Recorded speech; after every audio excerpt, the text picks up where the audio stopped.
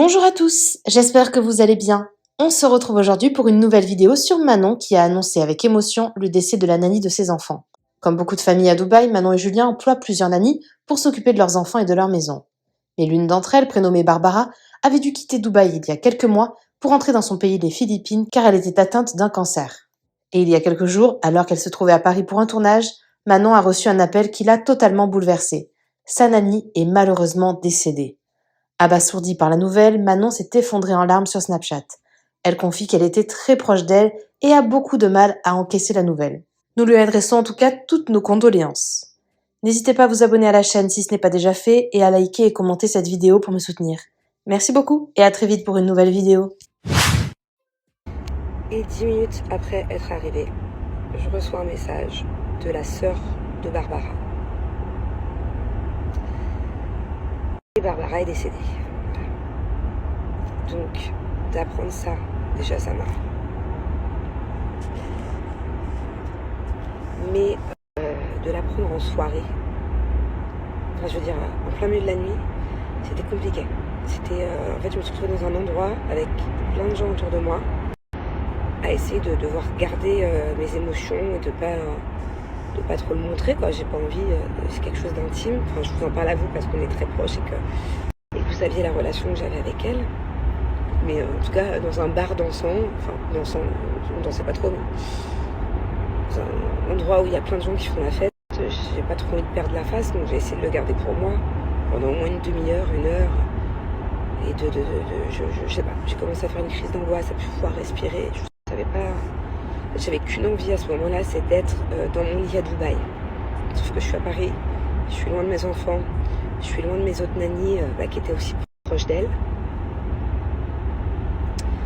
Et d'apprendre ça, j'ai été vraiment... je m'y attendais parce qu'elle était très malade et que j'ai envie de dire, c'est peut-être mieux comme ça, elle souffrait beaucoup ces dernières semaines. Vous savez, elle a eu un cancer du sein, après elle a eu 4 tumeurs au cerveau. Et ces dernières semaines, c'est allé dans le foie. Donc elle avait un cancer complètement généralisé et qui la faisait beaucoup souffrir. Je ne sais pas si aux Philippines, les médecins sont... Enfin, les médicaments étaient aussi puissants, mais en tout cas, elle avait beau prendre des antidouleurs, elle souffrait le martyre ces derniers jours. Voilà. J'ai eu des nouvelles d'elle et de ses sœurs.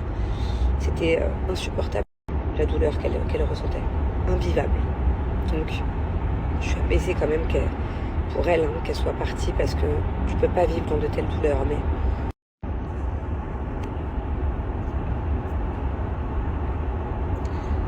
le fait de la prendre, je sais pas pourquoi en fait, mais ça m'a fait un choc de la prendre en plein milieu de la nuit. Enfin, en plein milieu de la nuit, il était minuit. Je sais pas, comme si il y avait une heure pour apprendre ce genre de choses. C'est complètement débile ce que je dis, mais le fait d'être complètement hors contexte, quoi. J'étais avec des gens autour de moi qui faisaient la fête, des gens qui s'enjaillaient un peu, qui étaient de bonne humeur, et moi d'être... Et en fait, j'entendais toutes les choses, tous les gens autour de moi, et ça résonnait. Il y avait un peu de musique aussi dans cet endroit, et en fait, c'était trop bizarre. J'ai eu une sensation de solitude extrême.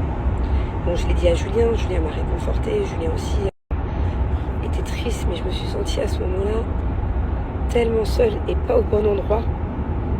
Alors qu'il n'y a pas d'endroit, c'est bête, et qu'il n'y a pas de moment pour apprendre ce genre de choses.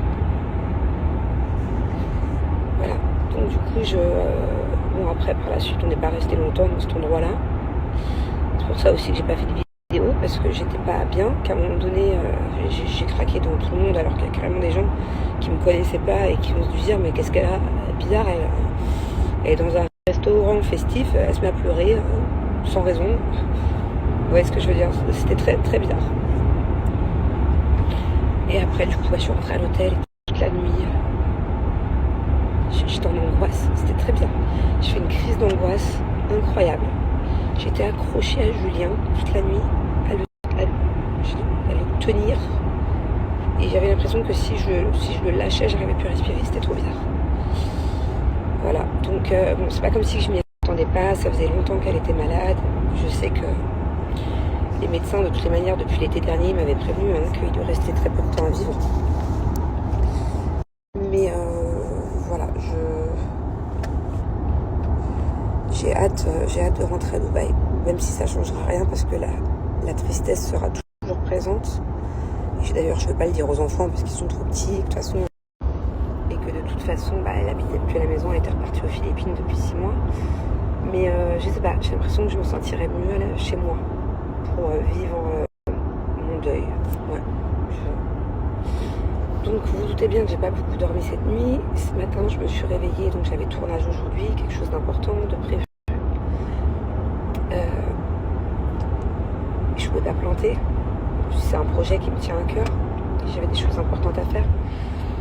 Donc voilà, je me suis réveillée tant bien que mal, et après avoir passé une des pires nuits. Et là, en me réveillant, j'ai reçu des messages que mon fils était très malade à Dubaï, enfin très malade, il a beaucoup de fièvre. Donc du coup, l'école a appelé ma nanny et mon chauffeur à Dubaï pour qu'ils viennent le récupérer. Et j'ai appris 1 heure après que ma fille aussi, du coup, pareil, malade. Donc, première fois que mes enfants sont malades à distance. Et même si, ok, c'est que de la fièvre, je vous jure que quand vous êtes maman, moi, mes enfants, je sais que quand ils ont de la fièvre ou quand ils sont malades, ils veulent leur maman.